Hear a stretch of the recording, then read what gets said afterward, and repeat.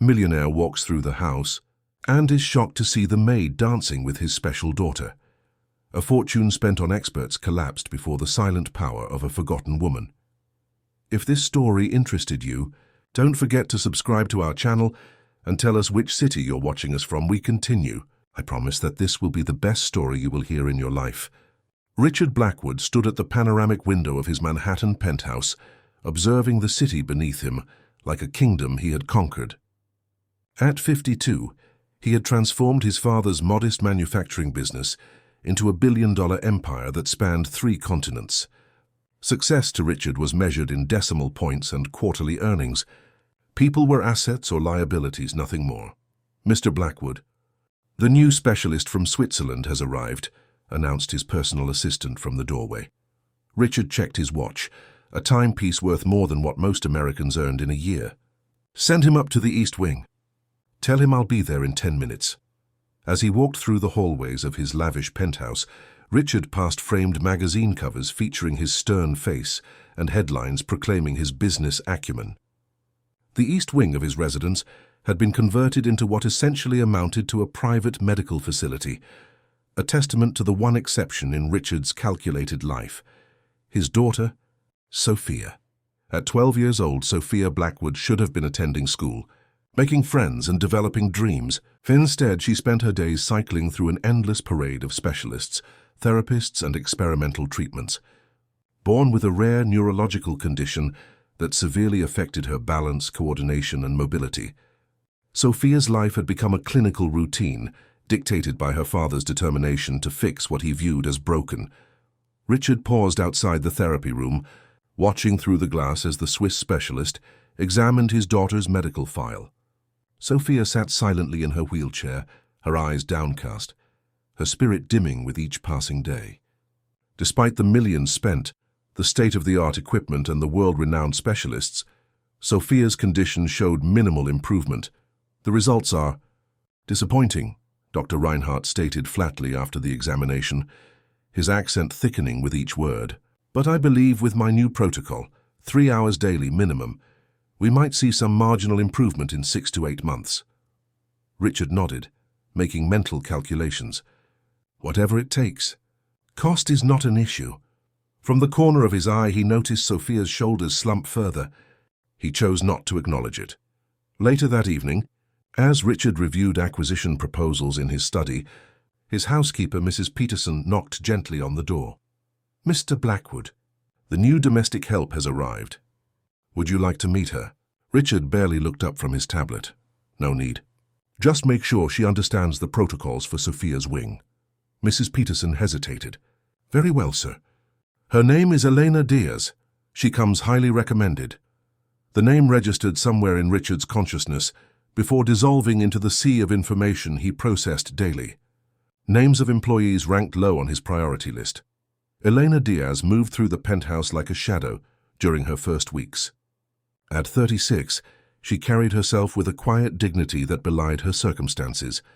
What Richard Blackwood didn't know, what he never bothered to ask, was that the woman who now cleaned his floors and prepared his meals had once been Dr. Elena Diaz, a pioneering pediatric neurological physical therapist whose innovative methods combining rhythmic movement and therapeutic touch had been featured in medical journals. Her journey from respected medical professional to domestic worker wasn't the result of professional failure or scandal. It was the consequence of love and sacrifice. When her mother suffered a severe stroke and her younger brother was diagnosed with a serious illness, Elena had been forced to choose between her career and her family.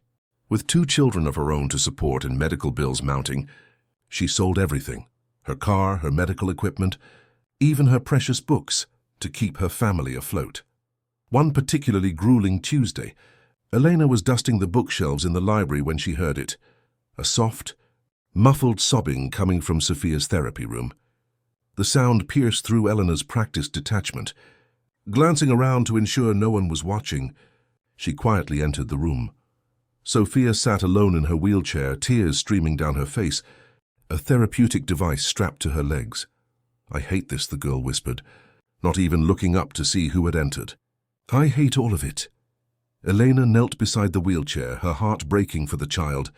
These machines can be pretty awful, can't they? Sophia looked up, surprised to be addressed as a person rather than a patient. They hurt.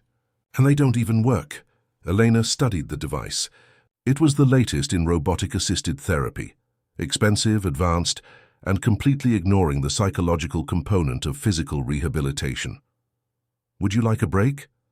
Just for a few minutes? Elena asked, already knowing she was overstepping boundaries. When Sophia nodded, Elena carefully removed the device. She noted the girl's muscle tension, the rigidity in her shoulders, the fear embedded in her movements. You know, Elena said conversationally as she massaged Sophia's cramped legs, sometimes our bodies respond better when we don't force them. Dad says I need to try harder, Sophia replied, her voice small. Elena felt a flicker of indignation. Your body is trying very hard already. She reached for her phone and scrolled through her music library. When I used to work with children, we would sometimes use music. You worked with kids like me? Sophia's eyes widened. Elena hesitated, then nodded. A long time ago. She selected a gentle, rhythmic melody and placed her phone on the table. Would you like to try something different? Something that might feel more like play than work? For the first time since Elena had started working in the Blackwood household, she saw Sophia smile, a tentative, uncertain curve of the lips that transformed her entire face. For the next 20 minutes, Elena guided Sophia through gentle, flowing movements set to music. She supported the girl's weight, created a safe space for exploration, and celebrated the smallest victories: a lifted arm, a turned head, a moment of balance. This doesn't feel like therapy, Sophia remarked, breathless but smiling. The best kind often doesn't, Elena replied. When they heard footsteps approaching, Elena quickly helped Sophia back into her wheelchair and resumed her dusting. By the time Mrs. Peterson entered, everything appeared normal, except for the flush of joy on Sophia's cheeks and the spark in her eyes that had been absent for months. That night, as Richard ate his solitary dinner, he noticed something different about his daughter. You seem energetic this evening, he commented, unused to seeing Sophia sitting upright in her chair, actively engaged with her food. I had a good day, she replied simply. Richard nodded, attributing the change to the expensive new treatment protocol. Excellent. Dr. Reinhardt's methods must be working. Sophia didn't correct him. Instead, she glanced toward the kitchen, where Eleanor was quietly preparing tomorrow's meals, and a silent understanding passed between them. What began as a one-time intervention soon became a secret daily ritual. While Richard attended meetings and the medical staff took their lunch breaks, Elena would transform Sophia's sterile therapy room into a space of healing joy. Day by day, movement by movement, Sophia began to change. Her posture improved, her confidence grew, and small but significant gains in her mobility emerged. The household staff noticed the difference, but said nothing. Mrs. Peterson, who had seen countless specialists come and go, watched with quiet approval as Elena's unorthodox approach accomplished what millions of dollars had failed to achieve. And Richard, perpetually distracted by his empire building, remained oblivious to the transformation occurring under his own roof, unaware that the woman he barely acknowledged was rewriting his daughter's future, one dance step at a time. The first sign that something extraordinary was happening came 6 weeks after Elena began working at the Blackwood penthouse. During a routine assessment, Dr. Reinhardt's clinical detachment momentarily cracked. "This is unexpected," he murmured, reviewing Sophia's measurements. "Your core strength has improved by 17%. Your balance markers are showing significant progress." Richard leaned forward in his chair. "The protocol is working, then?" Dr. Reinhardt frowned slightly. "The improvements exceed what we would typically expect from our approach, especially given the limited compliance with the full regimen." "Limited compliance?" Richard's voice sharpened. "Explain." The doctor consulted his tablet. According to the usage logs, the therapeutic equipment is only being used approximately 60% of the scheduled time. Richard turned to Sophia, who was sitting straighter than he could remember seeing in years. "Is this true? You've been skipping your therapy?" Before Sophia could answer, Dr. Reinhardt interrupted. "Whatever she's doing, Mr. Blackwood, it's working. These improvements are remarkable for someone with her condition." That evening, Richard sat in his study, replaying the conversation with Dr. Reinhardt.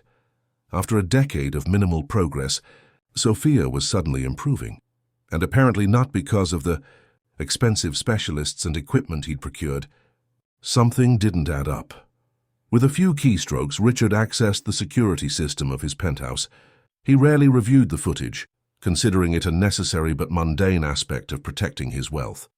Now he found himself scanning through days of recordings, focusing on Sophia's movements through the house. What he discovered left him speechless.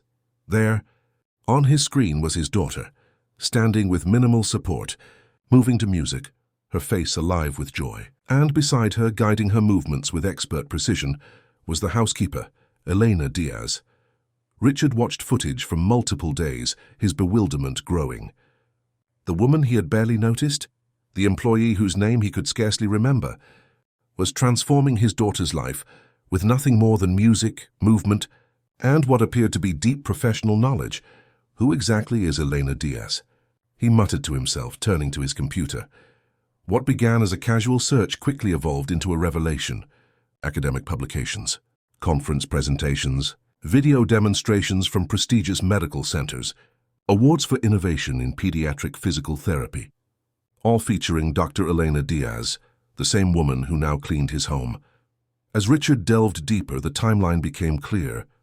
8 years ago, Dr. Diaz had been at the peak of her career, developing a groundbreaking method that integrated rhythmic movement therapy with traditional physical therapy for children with neurological conditions. Then suddenly she disappeared from the professional landscape. Further digging revealed the rest of the story: medical bills for her mother, treatment for her brother, a divorce that left her as the sole provider for 2 children. The pieces fell into place, creating a picture that challenged everything Richard thought he knew about value, about worth, about seeing the humans behind the functions. The next morning, Richard found himself watching Eleanor from his study doorway as she efficiently organized the kitchen. How had he failed to see her? How had he missed the dignity in her movements, the intelligence in her eyes, the purpose in her actions? "Elena," he called, stepping into the kitchen. "May I speak with you for a moment?" She turned, her expression carefully neutral. "Of course, Mr. Blackwood." In his study, Richard gestured for her to sit, an invitation he rarely extended to employees. Eleanor perched on the edge of the chair, her posture betraying her unease. "How long were you going to continue this secret therapy with my daughter?" he asked directly. Elena's composure faltered for only a moment. "I apologize for overstepping, Mr. Blackwood. I can collect my things and be gone within the hour." "That's not what I asked." She met his gaze evenly. "For as long as it continued to help her." Richard studied the woman before him, seeing her clearly for the first time. "Why didn't you tell me who you really are, what you can do? Would you have believed me?" Eleanor asked softly. "Would you have trusted your daughter's care to your housekeeper?"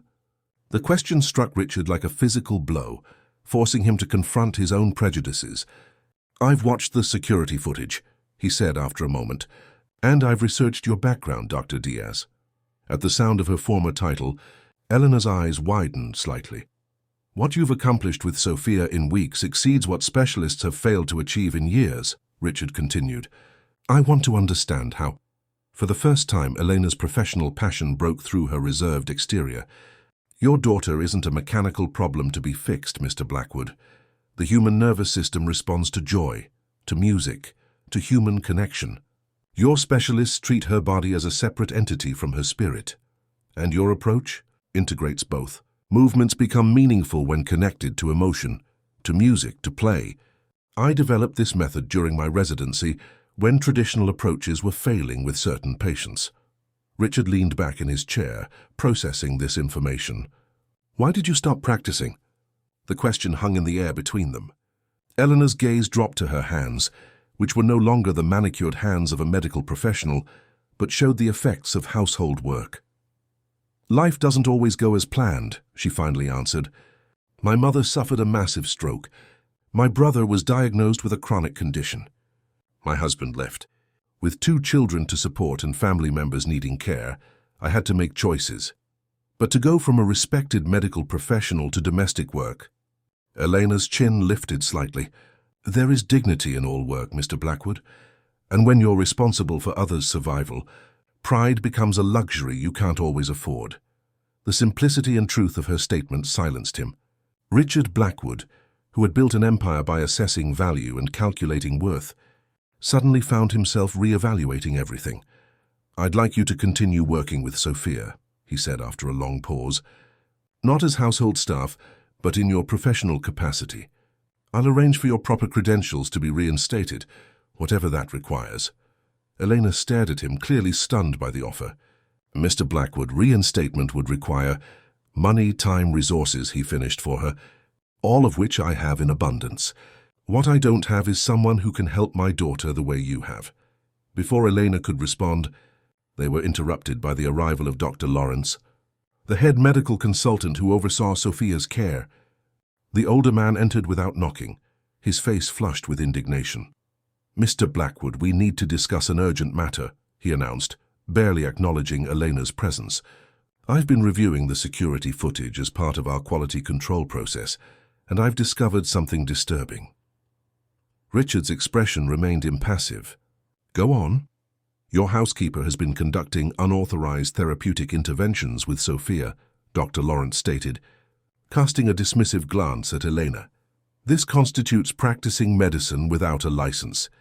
It's not only a violation of her employment terms, but potentially illegal." "Actually," Richard replied coolly, "she's not practicing without a license. Dr. Diaz is fully qualified, with credentials that exceed most of our current team." Dr. Lawrence's face contorted with disbelief. "Dr. Diaz?" "This is your cleaning lady, Richard. This," Richard countered, his voice hardening, "is the woman who has achieved more progress with my daughter in 6 weeks than your team has in years. And her name is Dr. Elena Diaz." Elena watched the exchange with quiet astonishment, unused to being defended rather than dismissed. "Nevertheless," Dr. Lawrence pressed, "she's been conducting unauthorized treatments." "The liability issues alone are my concern, not yours," Richard interrupted. "As of today, Dr. Diaz is officially joining Sophia's care team as a specialized consultant. I expect your full cooperation in integrating her methods into Sophia's treatment plan." Dr. Lawrence's face flushed deeper. "This is highly irregular. I must insist on proper protocols." "Your insistence is noted," Richard cut him off, "and overruled." "That will be all, Dr. Lawrence." After the doctor left, clearly fuming, an uncomfortable silence filled the study. Elena finally broke it. "Mr. Blackwood, while I appreciate your confidence, I can't simply step back into professional practice. I don't even have access to my license anymore. I sold my credentials during a particularly difficult financial period." Richard regarded her with newfound respect. "Tell me what you need to be reinstated, and it will be done." "It's not that simple. My mother still requires full-time care. My children will be provided for," Richard assured her, "including educational trusts and whatever support your family needs." Eleanor shook her head slowly. "Why would you do this? You barely knew I existed until yesterday." Richard's gaze drifted to a photo of Sophia on his desk, one of the few personal touches in his otherwise austere office. "Because for the first time in years my daughter is smiling. Because you saw her when I was too busy looking at her condition. And because I've spent millions on specialists who accomplished nothing, while you achieved breakthroughs with nothing but your knowledge and compassion." He met her eyes directly. "I've built my life on recognizing value. Dr. Diaz, I just failed to see it when it was right in front of me, wearing a housekeeper's uniform." Eleanor sat across from Richard in his study the following morning, a steaming cup of untouched coffee before her. The sunlight streaming through the floor-to-ceiling windows illuminated the stark contrast between them, his tailored suit against her simple attire, his confident posture against her cautious demeanor. Yet something fundamental had shifted in the dynamic between employer and employee. "I've drawn up a proposal," Richard said, sliding a document across the polished desk. "A formal contract for your services as Sophia's primary rehabilitation specialist with full clinical autonomy." Elena scanned the document, her eyebrows rising at the compensation figure. "This is excessive." "It's the market rate for someone with your expertise and publication history," Richard countered. "I've had my team research comparable positions." She looked up, meeting his gaze. Mr. Blackwood, I appreciate the gesture, but I can't help feeling this is charity disguised as employment. Is that what you think this is? Richard leaned forward. Let me be clear, Dr. Diaz, I'm a businessman. I don't do charity, I make investments. And right now you are the most valuable investment I could make in my daughter's future. Elena considered his words, a complex mixture of emotions crossing her face. And my family obligations? Page 3 outlines the accommodation arrangements, Richard replied. A fully accessible apartment for your mother with a dedicated nurse, flexible scheduling to accommodate your children's needs, and educational funds for both of them. Elena's hands trembled slightly as she turned to the specified page. This is too much. Is it? Richard's voice softened unexpectedly. Or is it simply what should have been available to you all along? Our system failed you, Dr. Diaz. A brilliant medical mind forced to abandon her calling because of family obligations and financial constraints. How many patients lost the chance to benefit from your methods because our society doesn't properly value caregivers? The question hung between them, uncomfortable in its truth. I need time to consider this, Eleanor finally said. Richard nodded. Of course, but while you're considering, I'd like you to meet someone. At his gesture, the study door opened to reveal Sophia, sitting straighter in her wheelchair than Eleanor had ever seen, her eyes bright with anticipation. Dad says you might be my new official doctor, Sophia said, wheeling herself forward without assistance, a skill she'd developed during their secret sessions. Elena smiled warmly. Your father has made a very generous offer. Please say yes, Sophia urged, reaching for Elena's hand. No one else understands how to make the exercises not feel like torture. Elena glanced at Richard, surprised to see genuine emotion on his usually impassive face. I'll seriously consider it, Sophia. I promise. After Sophia left, Elena turned back to Richard. She's making remarkable progress. Thanks to you, he acknowledged. Which brings me to another matter. He handed her another document. I've established a foundation focused on supporting healthcare professionals who've been forced to leave their fields due to family caregiving responsibilities. I'd like you to be its first beneficiary and eventually its director. Elena stared at him in astonishment. Mr. Blackwood, why are you doing all this? The truth, please. Richard was silent for a long moment, his gaze drifting to the city skyline visible through his window. When Sophia was born, he finally said, her mother took one look at her and walked away. She couldn't handle the idea of a child who wasn't perfect. I've spent 12 years trying to fix my daughter, as if she were a problem rather than a person. He turned back to Eleanor. You showed me what I've been missing all along. Before Eleanor could respond, there was a commotion outside the study. Dr. Lawrence entered, accompanied by a stern-looking man in a suit. Mr. Blackwood, this is Mr. Herrera from the State Medical Licensing Board, Dr. Lawrence announced, barely concealing his satisfaction. He's here regarding the unauthorized practice of medicine in your home. Richard rose smoothly to his feet. Mr. Herrera, welcome. I appreciate your prompt response to Dr. Lawrence's concerns. The licensing official looked uncomfortable. Sir, we take reports of unlicensed medical practice very seriously, especially involving minors. As do I, Richard agreed, which is why I'm personally vouching for Dr. Elena Diaz's professional conduct under my supervision. Her interventions with my daughter have been therapeutic but non-invasive, fully within the scope of physical therapy modalities. Nevertheless, Mr. Herrera continued, if Dr. Diaz's license is inactive, it's in the process of being reinstated, Richard interrupted. My legal team has already filed the necessary paperwork. In the meantime, any therapeutic activities have been conducted with my explicit permission as Sophia's father and guardian. Dr. Lawrence's triumphant expression faltered. That doesn't negate the violations that have already occurred. What violations? Richard countered. Show me the law that prevents a parent from approving therapeutic dance and movement for their child. The official shifted uncomfortably. Well, when you put it that way. Furthermore, Richard continued, I've prepared a statement acknowledging that all activities conducted by Dr. Diaz in my home have been with my full knowledge and consent. I assume full responsibility for any technical violations that may have occurred during the period of her license reinstatement. He handed Mr. Herrera a document bearing his signature, and the stamp of his legal team. You'll find everything in order. The official reviewed the document, his expression shifting from stern to resigned. This appears to address our immediate concerns, Mr. Blackwood. However, until Dr. Diaz's license is fully reinstated, she should refrain from anything that could be construed as medical practice. Understood, Richard agreed smoothly. Dr. Diaz will operate strictly within appropriate guidelines until her reinstatement is complete. After the two men left, Elena released a breath she hadn't realized she was holding. You prepared for this. I anticipated it, Richard corrected.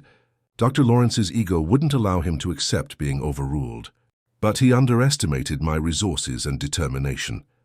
You've gone to extraordinary lengths for someone you barely know, Elena observed. Richard's expression softened almost imperceptibly. Perhaps I'm making up for lost time, for all the people I've overlooked while focusing solely on their function rather than their humanity. The days that followed brought dramatic changes to the Blackwood household. The East Wing was transformed from a sterile clinical facility into a vibrant rehabilitation space designed according to Elena's specifications. Equipment was replaced with open areas for movement, mirrors for visual feedback, and a state-of-the-art sound system. Elena's mother, Carmela, was moved into a fully accessible apartment in the same building with round-the-clock nursing care. Her children, Matteo and Lucia, initially suspicious of Richard's motives, gradually warmed to the new arrangement as they witnessed their mother's professional resurrection. "Mum, is this for real?" 16-year-old Matteo asked one evening as they settled into their new apartment several floors below the penthouse. "Last month you were cleaning his toilets, and now you're living in his building and working as a doctor again."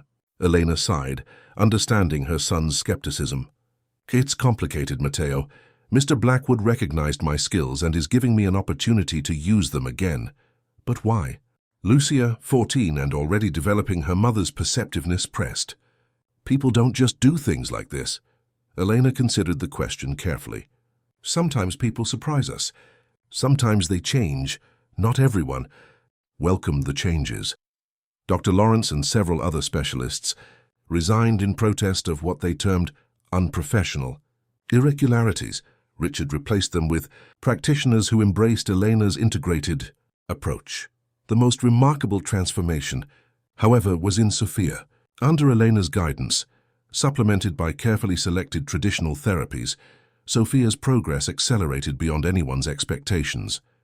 Within 3 months, she could stand independently for short periods. Within 5, she took her first unassisted steps. The day Sophia walked across the living room without support, Richard wept openly, perhaps the first time he had allowed himself such vulnerability since his daughter's birth. "You've given her a future I never thought possible," he told Elena that evening, as they sat reviewing Sophia's progress charts. "She always had the potential," Elena replied gently. "She just needed someone to see it, and to see her, not just her condition." Richard studied Elena's face in the soft lamplight. "You've changed more than Sophia's life, you know. You've changed mine." The statement hung between them, laden with unspoken meaning. Elena looked away, uncomfortable with the direction of the conversation. "The foundation launches next week," she said, changing the subject. "The response has been overwhelming." Richard allowed the deflection. 27 healthcare professionals already identified for the first round of support, each with a story similar to yours, brilliant careers interrupted by family obligations. "It's going to make a real difference," Elena said, genuine emotion in her voice.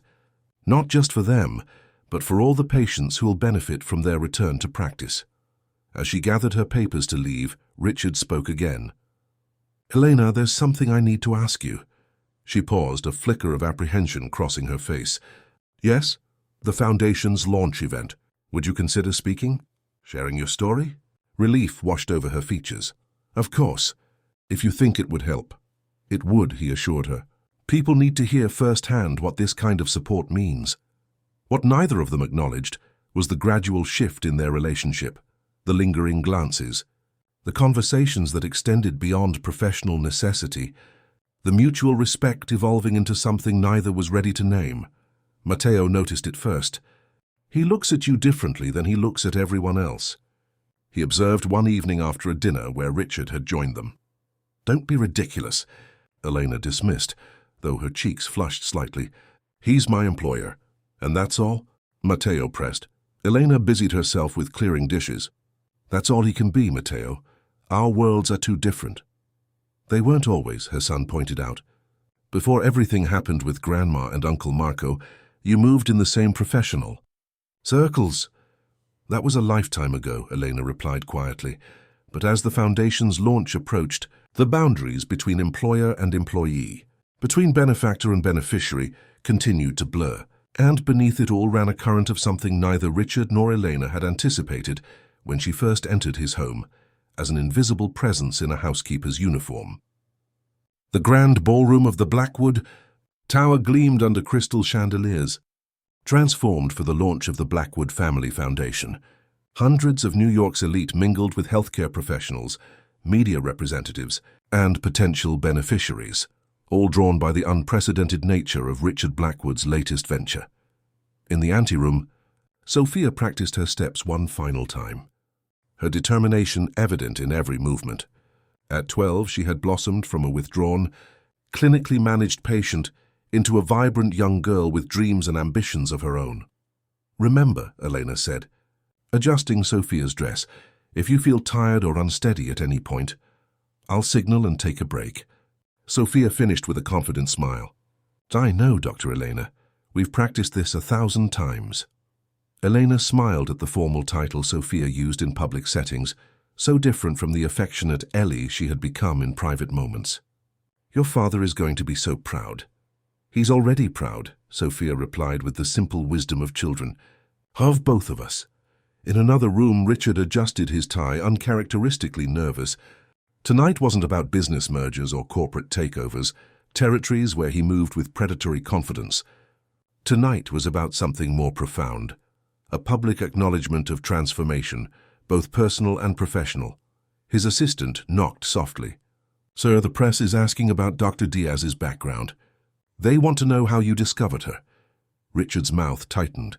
"Tell them the full story, how she worked in my home as domestic help, while I remained oblivious to her qualifications. How my daughter saw what I missed." "Are you sure, sir?" "It might appear honest," Richard finished firmly. "It will appear honest, which is precisely what it is." The launch event began with Richard's introduction, his usual commanding presence tempered by a new humility that surprised those who knew him only as a ruthless businessman. "Most of you came here tonight, expecting another self-congratulatory display of wealth being transformed into charitable giving," he began, departing from his prepared remarks. "And in the past, you would have been right. I've established foundations before, efficient tax vehicles that happen to do some good in the world." A murmur rippled through the audience at his candor.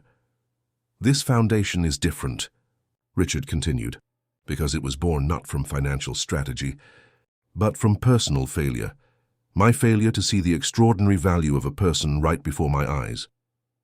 He gestured toward Elena, seated in the front row beside her children and mother. "Dr. Elena Diaz entered my home as a housekeeper. She cleaned my floors, prepared my meals, and remained virtually invisible to me until she began secretly helping my daughter. Through a revolutionary therapeutic approach she herself had developed years earlier." The audience's attention shifted to Elena, who maintained her composure despite the unexpected spotlight. "What I'm about to tell you isn't just a heartwarming story about a magnanimous employer recognizing an employee's hidden talents," Richard said, his voice growing more passionate. "It's an indictment of a system that forces brilliant minds to abandon their callings, because we've decided that caring for family members is an individual burden rather than a societal responsibility." He outlined the Foundation's mission, identifying healthcare professionals who had left their fields due to caregiving responsibilities and providing comprehensive support to enable their return to practice. "And now," Richard concluded, "I'd like to introduce the woman who inspired this foundation and who will serve as its first director, Dr. Elena Diaz." Elena approached the podium with quiet dignity, her professional confidence fully restored. After months of transition, she spoke eloquently about her journey, From rising star in pediatric rehabilitation to domestic worker, and now to her position as both Sophia's therapist and the Foundation's director. Many have called my story exceptional, she noted, but the truth is it's all too common. Countless talented professionals, disproportionately women, leave careers they love because our society offers no viable path to balance professional calling with family obligations. As she spoke, Mateo and Lucia watched their mother with undisguised pride. Beside them, Carmela Diaz, now receiving the care she needed, wiped away tears. The Foundation has already identified our first cohort of healthcare professionals, Elena continued. 27 individuals with extraordinary gifts who were forced to choose between their patients and their families. With our support, they won't have to make that impossible choice anymore. The applause was thunderous, but it faded to stunned silence as Elena gestured toward the side of the stage. And now to demonstrate what becomes possible when we invest in human potential. I'd like to introduce someone very special, Miss Sophia Blackwood. Sophia appeared at the edge of the stage, standing independently, wearing a beautiful dance costume. The audience, many of whom had known of Richard Blackwood's daughter and her condition, gasped collectively. With determination evident in every movement, Sophia began to walk, then dance across the stage, performing a choreographed routine that showcased both her progress and her remaining challenges. The dance wasn't technically perfect, but its emotional impact was undeniable. Each step represented months of work, each movement a triumph over limitation. As Sophia completed her performance, the audience rose in a standing ovation. Richard moved to embrace his daughter, his composure completely abandoned as tears streamed down his face. "Ladies and gentlemen," Eleanor announced, her own voice thick with emotion, "this is what becomes possible when we see people for their potential rather than their limitations." The Foundation's launch dominated news cycles for days afterward. Richard's uncharacteristic vulnerability, Elena's compelling story, and Sophia's inspirational performance created a narrative that resonated far beyond New York's elite circles. Within weeks, donations poured in from unexpected sources. Healthcare workers contributed what they could. Medical schools established affiliated programs. Other wealthy individuals, moved by Richard's example, pledged significant support. For the Diaz family, the changes were profound. Mateo, initially the most suspicious of Richard's motives, found himself mentored by top professionals in his budding interest in biomedical engineering. Lucia, inspired by her mother's journey, began volunteering with children facing physical challenges similar to Sophia's.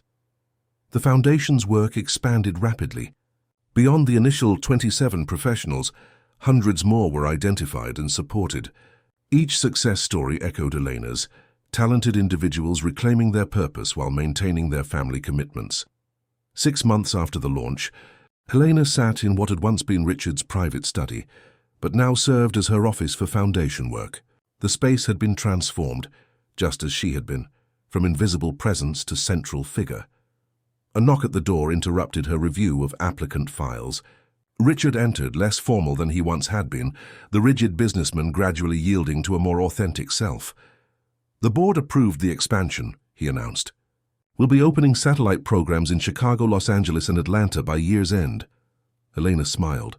"That's wonderful news. We've identified at least 60 potential participants in those cities alone." Richard settled into the chair across from her desk, a reversal of their positions from that first confrontation months ago. "I've been thinking about something Sophia said yesterday." "Oh?" Elena looked up from her papers. "She said we should stop pretending." Elena's hand stilled. "Pretending what?" "That there isn't something between us beyond professional respect," Richard replied quietly. "Something neither of us planned or expected." The silence between them grew weighted with unspoken feelings. "Richard," Elena finally said, using his first name as she rarely did, "our worlds are still very different." "Are they?" He challenged gently. "You're no longer my employee. You're a respected medical professional directing a major foundation. I'm no longer just a businessman obsessed with profit margins. We've both changed. My family loves you and wants your happiness," Richard finished. "I've spoken with Mateo." Elena's eyes widened. "You spoke with my son about this?" "Before speaking with me?" Richard had the grace to look chagrined. He approached me, actually, said he was tired of watching us, and I quote, "dance around each other like awkward teenagers." A startled laugh escaped Elena. "He didn't." "He did," Richard confirmed, a smile warming his usually serious features. "Your son is remarkably protective and surprisingly insightful." Elena rose from her desk and moved to the window, gathering her thoughts. "This isn't a fairy tale, Richard. The domestic worker doesn't end up with the billionaire." "No," he agreed, joining her at the window. "This is better than a fairy tale. This is two people who've seen each other at their worst and their best, who've challenged each other to grow, who share values and purpose." He turned to face her directly. "I'm not offering you a fairy tale, Elena. I'm offering you a partnership, with all the complexity and negotiation that entails." "What would that look like?" she asked softly. "However we want it to look," Richard replied. "That's the point. We create it together on equal terms." Elena studied his face, the face of a man who had once barely acknowledged her existence and now looked at her with a depth of respect and affection she had never anticipated. "I think," she said carefully, "that might be worth exploring." Richard's smile broadened. "I was hoping you'd say that." 1 year to the day after Elena had first helped Sophia dance in secret, the Blackwood Family Foundation held its first annual gala celebrating the program's success. The event's highlight was a special performance featuring Sophia alongside several children, working with the foundation's newly reinstated healthcare professionals. As the children moved across the stage, some in wheelchairs, others with various mobility aids, all radiating joy, Elena stood in the wings, watching the culmination of a journey that had begun with a simple act of compassion. Richard joined her, their hands naturally finding each other's. "Look what you started," he murmured. "What we continued," she corrected. "This is bigger than any one of us now." On stage, Sophia completed a perfect pirouette, something that would have seemed impossible 18 months earlier. At the finale, she gestured toward Elena in the wings, an acknowledgement that brought tears to the audience's eyes. Later that evening, as the celebration continued around them, Richard and Elena slipped away to the rooftop garden of the Blackwood Tower. The New York skyline glittered beneath them, a tapestry of light and possibility. "I have something for you," Richard said, producing a small box. Elena accepted it cautiously. Inside wasn't jewelry, as she had momentarily feared, but a key. "What's this?" she asked. "The deed to your own rehabilitation center," Richard explained. "Completely independent from the foundation, from my companies, from me." "Your name, your methods, your vision?" Elena stared at him in disbelief. "Richard, I can't accept this." "You can," he insisted gently, "because you've earned it. Not as a gift from me, but through your own brilliance and dedication. The world deserves access to your methods on your terms." She closed her hand around the key, overcome with emotion. "Thank you for seeing me," she whispered. "When I was invisible to everyone else, even to myself sometimes, you saw me." "No," Richard corrected, drawing her close. "You saw yourself clearly all along. You saw Sophia when I couldn't. You held on to your dignity when the world tried to take it. I just finally opened my eyes to what was already there." As they returned to the gala, they passed a wall displaying photographs of the foundation's first year. Among them was a security camera, still grainy but powerful, showing Elena and Sophia during one of their first secret dance sessions. Beneath it, a simple caption read, "The moment that changed everything." And it had changed everything, not just for Sophia, who now moved through the world with growing confidence and autonomy, or for Elena, who had reclaimed her professional identity and found unexpected love. It had changed Richard, transforming a man who once valued people only for their function into someone who recognized the limitless potential in every human spirit. What had begun as an invisible dance between a compassionate caregiver and a wounded child had expanded into a movement touching hundreds of lives, proving that true wealth isn't measured in assets or acquisitions, but in the courage to see others completely, and in doing so, to finally see oneself. Dear listeners, we hope that Richard and Elena's journey has touched your heart and reminded you of the extraordinary power of seeing people for who they truly are, beyond titles, functions, or circumstances. For more stories that explore human transformation and unexpected connections, we've created a special playlist of equally moving narratives. Find it by clicking to the left. If this story resonated with you, please subscribe to our channel and like this video. Every day we bring you unique stories that explore life's complexities and celebrate the human spirit. Don't miss our upcoming content, and we look forward to reading your thoughts in the comments below.